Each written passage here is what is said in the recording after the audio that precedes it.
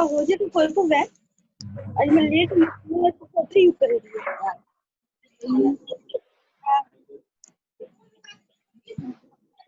इन्हें हॉबीज हाँ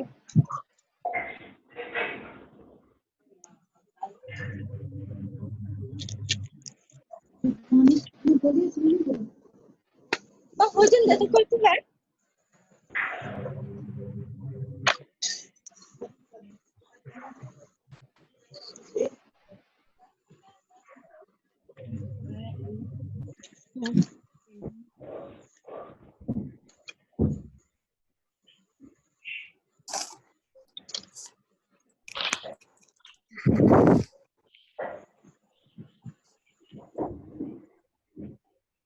हेलो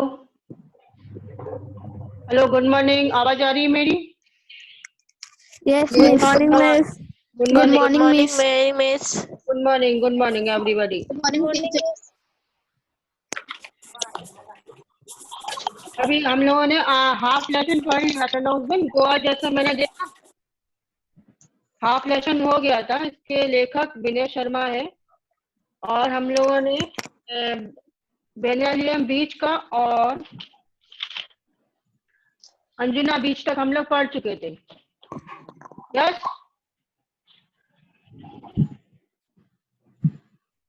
ये सब हम लोग पढ़ चुके थे यहाँ तक।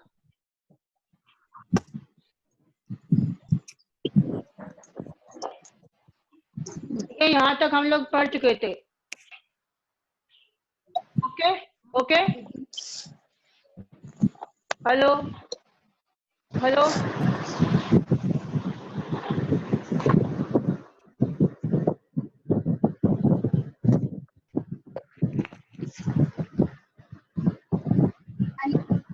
हेलो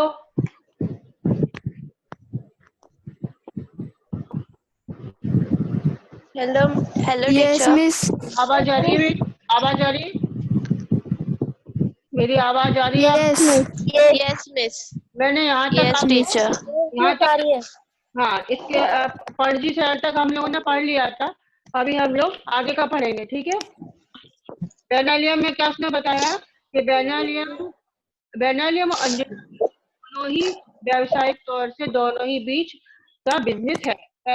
बेनालियम में मछुआरे लोग ज्यादा आते हैं, मच्छी वगैरह ज्यादा पकड़ते हैं, फिश वगैरह। और इसमें अंजुना बीच में ज्यादातर क्या होता है कि ये बॉलीवुड की पहली पसंद है, इसमें फिल्मों की शूटिंग वगैरह होती है। मतलब दोनों तरफ से दोनों में ही बिजनेस होता है। अब आगे का पढ़ते हैं। लेखक आगे बोलता है, घूम फिर कर शाम को हम कलिंगवुड बीच पर पहुंचे। ये काफी रेतीला तथा गोवा का सबसे लंबा बीच है जो 3 से 4 मिस, किलोमीटर। आपकी आवाज ब्रेक हो रही है। अच्छा, एक मिनट।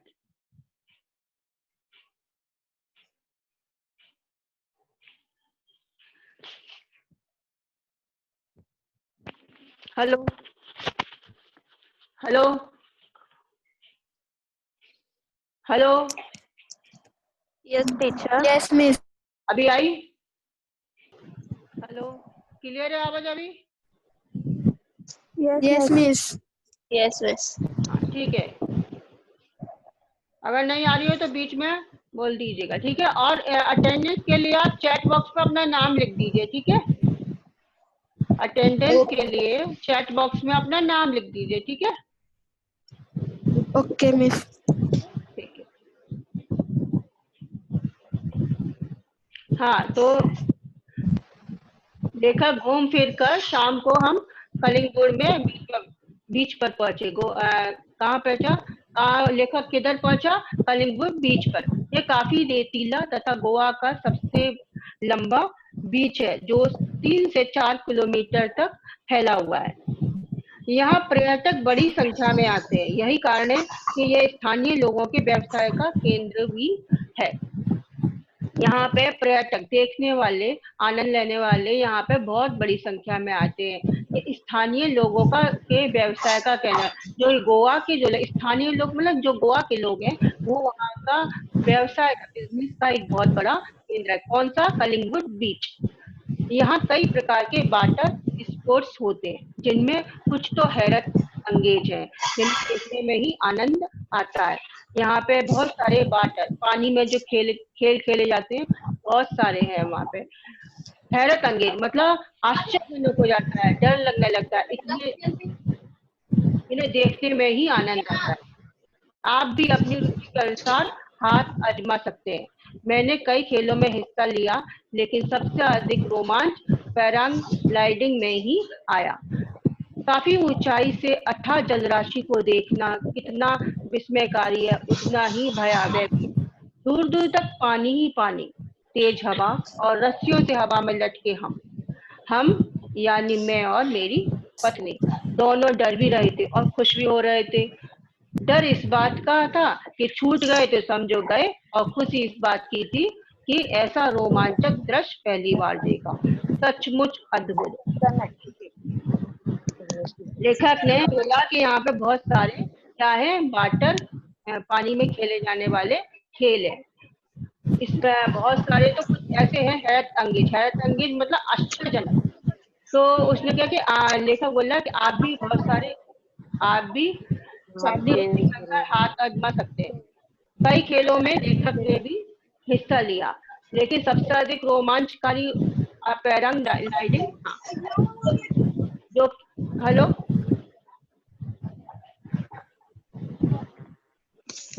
जो कि काफी ऊंचाई पे था। तो वहाँ काफी ऊंचाई से जलराशि को पानी को देखना एक बड़ा विस्मयकारी था, बड़ा आश्चर्यजनक था। इतना आश्चर्यजनक था उतना ही भयावह मतलब डरावना था। दूर दूर तक पानी ही पानी दिख रहा था, तेज हवा चल रही थी और रस्सियों से हवा में लटके रस्सियों से लटके हम यानी मैं और पत्नी, हम मतलब लेखक बोला मैं और मेरी पत्नी।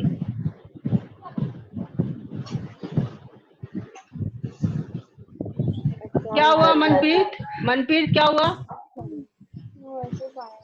हेलो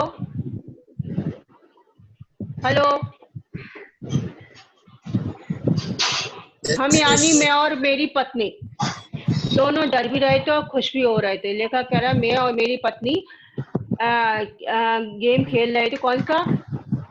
जो रस्सियों से लटका हुआ ऊपर पैराग्लाइडिंग, ठीक है। तो दोनों डर भी रहे थे और खुश भी हो रहे थे। डर इसलिए रहे थे कि अगर रस्सी छूट गई तो नीचे गिर जाएंगे, और खुश इसलिए हो रहे थे कि इतना आनंद आ रहा था ऊपर से इतनी नीचे का पानी देखना। सच लास्ट में लेखक क्या कहता है, सचमुच अद्भुत, सचमुच बोल रहा, सच में बहुत ही आश्चर्यजनक था। हम यहाँ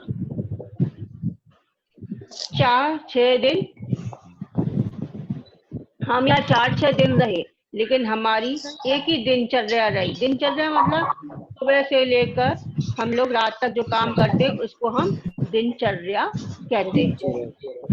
दिन भर जो हम लोग काम करते हैं वही दिनचर्या। मतलब क्या क्या उसकी दिनचर्या थी? सुबह जल्दी उठना, फटाफट नाश्ता करना और दिन भर घूम फिर कर थक कर शाम को रिसोर्ट आकर थकान मिटाने के लिए तैरना। क्या क्या उसकी दिनचर्या थी लेखक की? सुबह जल्दी उठना, फटाफट नाश्ता करके दिन भर घूम फिर कर और थक जाने के बाद रिसोर्ट में आकर अपनी थकान को मिटाने के लिए पूल में तैरना। लेखक थकान को मिटाने के लिए किसमें करता था? रिसोर्ट में जो पूल था उसमें तैरना। एक दिन कोलाबा बीच पर हमने बोटिंग का भी आनंद लिया। देखिए कौन कौन से, अभी कोलाबा बीच गया, पहले कौन सा? गनालियन बीच गया, फिर अंजुना बीच गया, फिर अपना कलिंगुड, और उसके बाद वो कोलाबा बीच पर बोटिंग का आनंद लिया। वहां पे कोलाबा बीच पर उसने बोटिंग का आनंद लिया। यहाँ हमने डॉल्फिन मछलियां भी देखी, हालांकि ये छोटी थी और बच्चों ने बहुत आनंद लिया। वहां पे उसने क्या क्या देखा? डॉल्फिन मछलियां देखी और बच्चों ने बहुत आनंद लिया वहां पे।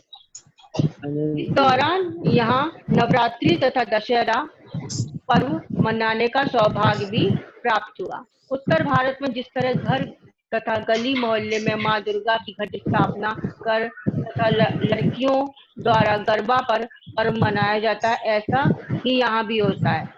उसने कौन कौन सा नवरात्रि और दशहरा का त्योहार भी उसको देखने का उसको अवसर मिला।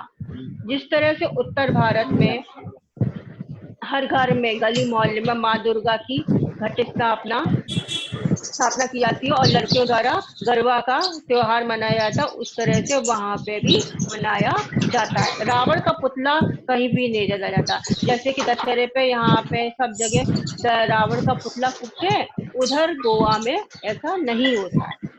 सुबह से लोग अपने वाहनों की सफाई कर उनकी पूजा करते हैं और शाम को भगवान की एक पालकी मंदिर ले जाई जाती है। उधर क्या होता है दशहरे पे, सारे वाहनों पे जो भी गाड़ी है अपनी, स्कूटर है, कार है, उनकी साफ सफाई की जाती है और उस पे क्या कहते हैं, फूल वगैरह चलाते हैं। इधर भी बॉम्बे में भी, अपने मुंबई में भी ऐसा करते हैं। और शाम को क्या कहते हैं, भगवान की एक पालकी मंदिर को ले जाते हैं। इसके बाद एक पेड़ विशेष की पत्तियां तोड़कर लोग एक दूसरे को देकर बधाई देते हैं, सबकी अपनी अपनी सांस्कृतिक परंपरा है। इसका और उसके बाद एक पेड़ होता है, उसकी पत्ता होता है, जहाँ पे भी हम लोग कहते हैं ना, वो सोना कहते हैं, सोना आपको मालूम है ना। यस हाँ, एक दूसरे को देते हैं दशहरे पे, उधर भी गोवा में भी देते हैं। सबकी अपनी अपनी सांस्कृतिक परंपरा है। सब शहर की, अलग अलग राज्य की अपनी अपनी एक सांस्कृतिक परंपरा होती है, उसी के अनुसार आप लोग त्योहार या पर्व मनाते हैं। इतने कम दिनों में मैं गोवा को पूरा देख समझ तो नहीं पाया, पर इतना जरूर समझ गया कि पश्चिमी फैशन और सभ्यता में रचा बसा होने के बावजूद यह भारतीय संस्कृति को पूरी तरह से आत्मसात किए हुए है। देखिए, इतने दिन गोवा में लेखक रहा तो बोला कि मैं पूरा तो नहीं समझ पाया, लेकिन जो पश्चिमी फैशन भी है, उसको बाहर का फैशन भी है, लेकिन ये उसने अपनी जो भारतीय संस्कृति की सभ्यता है उसको भी नहीं छोड़ा है, उसको अपने आप में लगाए हुए बनाए हुए पर्यटक फैशन के रंग में कुछ देर के लिए भले इस को रंग कर चले जाते हैं, लेकिन स्थानीय लोग अपनी सांस्कृतिक परंपरा की उंगली अब भी पकड़े हुए हैं। देखिए, सबसे लास्ट में लेखक क्या कहता है कि जो यहाँ पे पर्यटक जो देख आते हैं, घूमने फिरने के लिए आते हैं, वो जरूर फैशन यहाँ पे करते हैं, फैशन में रंग चले जाते हैं, लेकिन जो वहाँ के स्थानीय लोग हैं वो अपनी सांस्कृतिक परंपरा को अभी भी भूले नहीं है, सांस्कृतिक परंपरा की उंगली अभी भी पकड़े हुए, मतलब सांस्कृतिक अपनी संस्कृति की जो परंपरा है अभी भी उसकी ओर उसको बनाए हुए रखे, अपनी विरासत नहीं छोड़ेंगे। यहाँ पे आपका ये लास्ट हो गया, खत्म हो गया लेसन।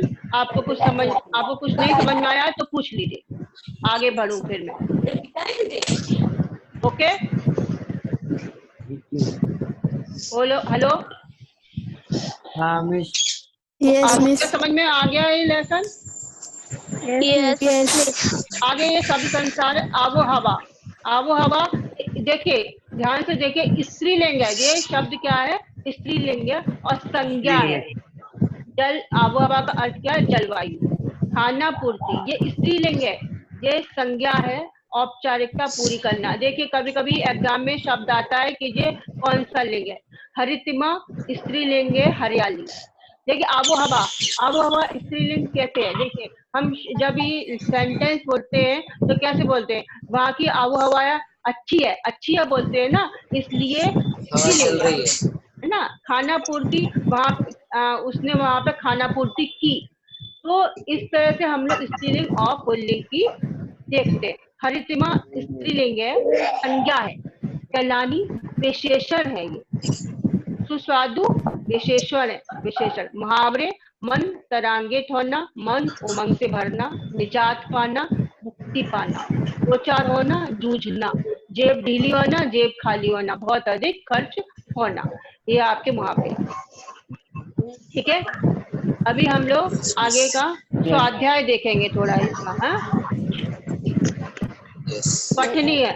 गोवा की ऐतिहासिक पृष्ठभूमि की जानकारी पढ़िए और कालन के अनुसार प्रमुख घटनाओं की तालिका बनाइए।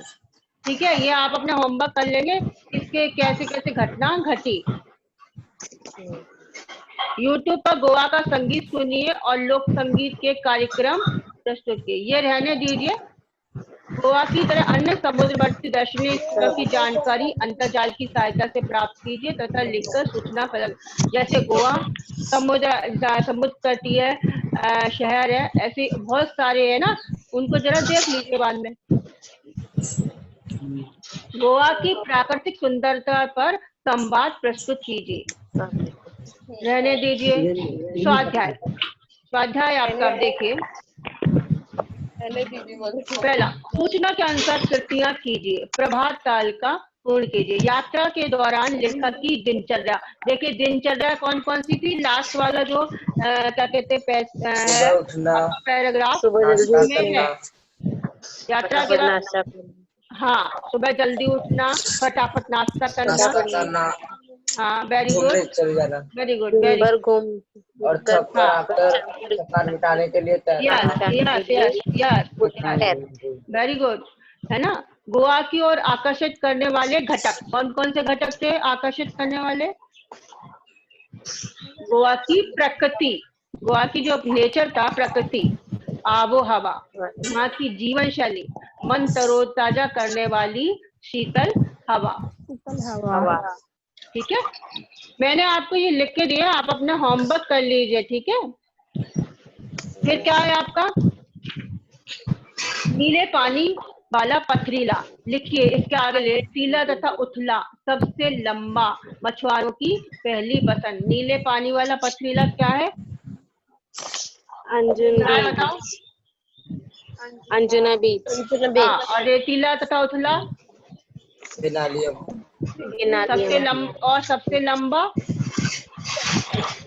सबसे लंबा कौन सा है? कलिंगुड। हाँ, 3 से 4 किलोमीटर तक फैला। और मछुआरों की पहली पसंद कौन सा है? Very good. ठीक है, चलिए आगे। गोवा का प्राकृतिक सौंदर्य दर्शाने वाले वाक्य। अब गोवा के प्राकृतिक सौंदर्य दर्शाने वाले वाक्य कौन कौन से बताओ? रिद्धिमा से भरपूर, खूबसूरत सफेद रेतीले समुद्र तट, चंद्रमा की चांदनी में नया समुद्र, गहरा नीला पानी। ये आपके क्या है? गोवा को प्राकृतिक सौंदर्य दर्शाने वाले 4 वाक्य हैं।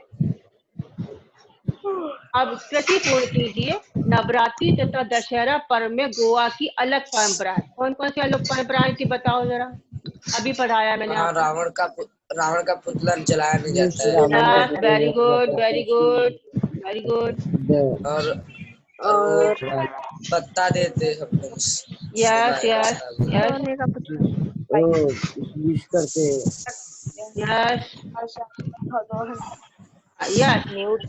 देखिए, नवरात्रि की परंपरा, घरों में गली मोहल्लों में दुर्गा की घट स्थापना, लड़कियों द्वारा गरबा पर पर्व मनाना।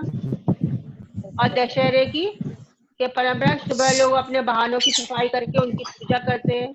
दूसरा, शाम को भगवान की एक पालकी मंदिर में ले जाई जाती है और लोग एक विशेष पेड़ की पत्तियां तोड़कर एक दूसरे को देकर बधाई देते हैं। देखिए, ये यहाँ पे घरों में गली मोहल्ले में माँ दुर्गा की, ये तो अपने यहाँ भी होता है ना मुंबई में, और लड़कियों का गरबा भी होता है। और यहाँ पे भी हम लोग दशहरे पे अपने वाहनों की स्कूटर वगैरह की, कार वगैरह की साफ सफाई करके फूल वूल चढ़ाते हैं। केवल एक चीज नहीं करते यहाँ पे कि शाम को भगवान की पालकी मंदिर ले जाती है दशहरे पे। ठीक है, और बाकी सब लोग अपने इधर भी करते हैं। यस। अब बेनालिया, अंजुना तथा कलिंगुड बीच की विशेषताएं।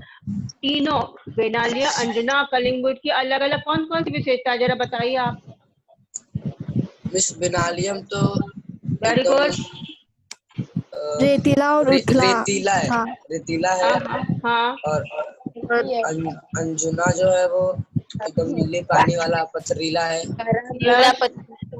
और कलिंगुड जो है वो 3 से 4 किलोमीटर तक। हाँ हाँ, और लंबाई, यस, बड़ी संख्या में होता है। Very good very good. Shootings भी होती है। हाँ यस, देखिए पेनालेलम यह बीच उथला और रेतीला है। दूसरा, यहाँ सुबह सुबह बड़ी मात्रा में मछलियां पकड़ी जाती हैं। यह बीच मछुआरों की पहली पसंद है। अंजुना बीच यह गहरा और नीले पानी वाला खूबसूरत बीच है। इस पथरीले बीच के एक और लंबी सी पहाड़ी है। यह बीच, तीसरा क्या है, यह बीच बॉलीवुड की पहली पसंद है। यहाँ कई हिट फिल्मों की शूटिंग हुई है। और कलिंगुड में एक काफी रेतीला बीच है। यह बीच 3 से 4 किलोमीटर तक फैला हुआ है। और तीसरा, यह गोवा का सबसे लंबा बीच है। ये तीनों आपके अलग अलग मैंने लिखे। यस, क्या बोले? अभी लास्ट का ये क्या है? दृश्य। दृश्य। दृश्य का आपको विलोमार्थी भी लिखना है, पर्यायवाची भी लिखना है, प्रत्युक्त युक्त भी शब्द लिखना है, उपसर्ग। अब बताओ विलोमार्थी कौन सा हो सकता है दृश्य का? बताइए।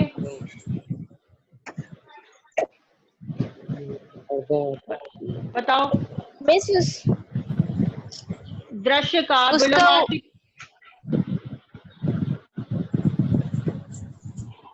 बोलो। दृश्य, अदृश्य। दृश्य। दृश्य के आगे आ लग जाएगा, अदृश्य। दृश्य माने दिखाई देना, अदृश्य माने दिखाई नहीं देना। विलोमार्थी, विलोमार्थी है। जैसे म्यूट अनम्यूट होता है ना, वैसे ही। अभी पर्यायवाची बताओ। नजारा। नजारा, वेरी गुड वेरी गुड। हाँ, नजारा। अभी प्रत्युक्त बताओ, इसमें प्रत्यय लगाओ। बताओ, पहले बताओ प्रत्यय किसे कहते हैं? जो शब्द के प्रत्यमिश जो शब्द के बाद लगता है। हाँ, यस यस, वेरी गुड। तो बताओ जरा, दृश्य में लगाइए। दृश्यवादी। दृश्यमान। हाँ, और उपसर्ग में आगे लगाते हैं, उपसर्ग बनाओ। सदृश्य। अदृश्य, हाँ ठीक है।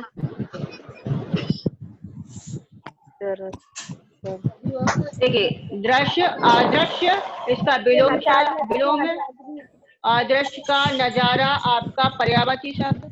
दृश्य में हमने अवली लगा दिया, दृश्यावली। दृश्यावली मतलब देखने वाला, देखने के युक्त। दृश्य में हमने परिदृश्य लगाया, परिदृश्य। ठीक है, ये आपका हो गया। आप दूसरा भी आपको आता है तो बना लीजिए। अभी ये आपको खुद से करना है। प्रकृति को सुंदर बनाए रखने में मेरा योगदान विषय पर अपने विचार लिखिए। अब प्रकृति को, नेचर को आप कैसे सुंदर बनाएंगे बताओ जरा। तो एक एक सेंटेंस बताओ जरा, एक एक सेंटेंस बताइए, क्या बनाएंगे? प्रकृति को सुंदर कैसे बना सकते हैं? प्रकृति को साफ सुंदर रखकर।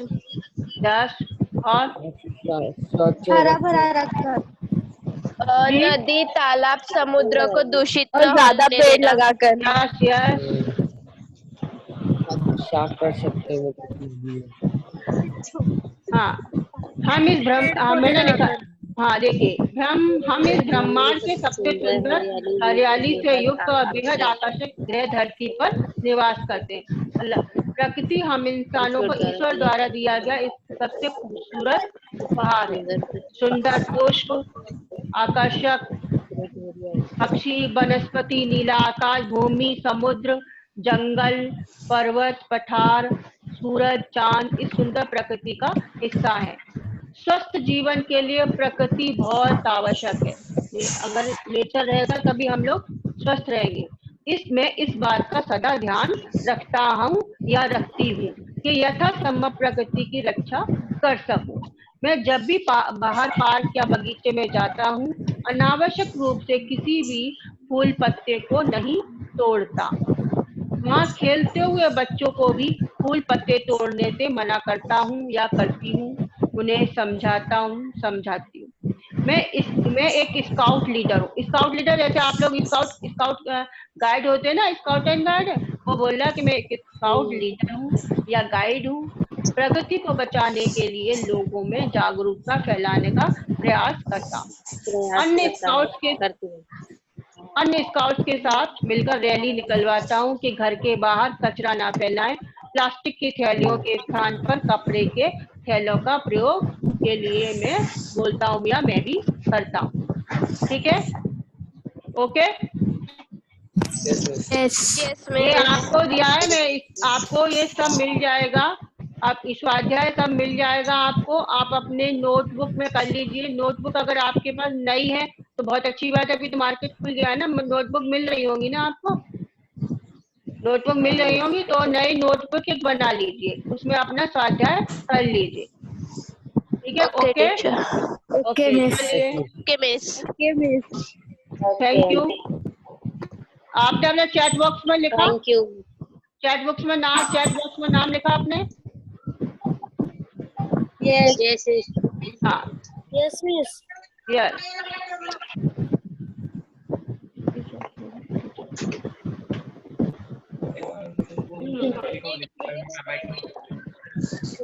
ये भी नहीं लिखा गया है। सिद्धि का यही नाम क्यों रहता है? ये वाला। और प्रशांत, तूने सबको बोला नहीं कि सब लोग अटेंड कीजिए क्लास? बोलता हूँ, मैं इसको आता ही नहीं है। मैं भी बोल रहा था, शंकर को मैं बोल रहा था, उसको आया नहीं। हाँ, शंकर उस दिन तो फर्स्ट मीटिंग में तो आया था, फिर क्यों नहीं आया? क्लास अटेंड क्यों नहीं कर रहा है? उसका ऐप चालू नहीं हो रहा है। हाँ, वो गांव में जाके बैठा है बस। कौन गांव में कौन? शंकर उस दिन तो फर्स्ट मीटिंग में तो था, जो इंट्रोडक्शन मीटिंग थी उसमें तो था। उसके आगे उसका चल रहा नहीं है, उसका ऐप ही नहीं चल रहा जूम में। अच्छा, ठीक है, चलिए अभी आपका 9 बजे आपका साइंस का होगा ना? Thank you. Yes miss. Yes miss. Bye miss. Bye bye miss. Bye bye bye miss. Bye bye miss. Bye bye.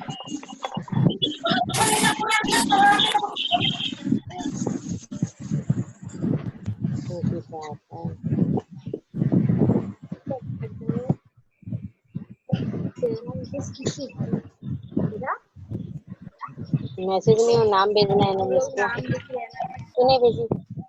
Already लिखा हुआ है। उधर नहीं, इधर चैट में। इसको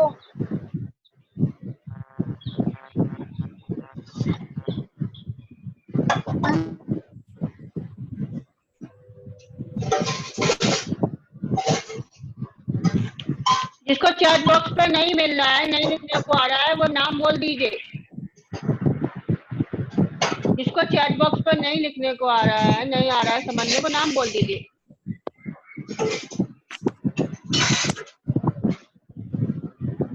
और नंदिनी, आप फर्स्ट वाले इसमें नहीं थे क्या?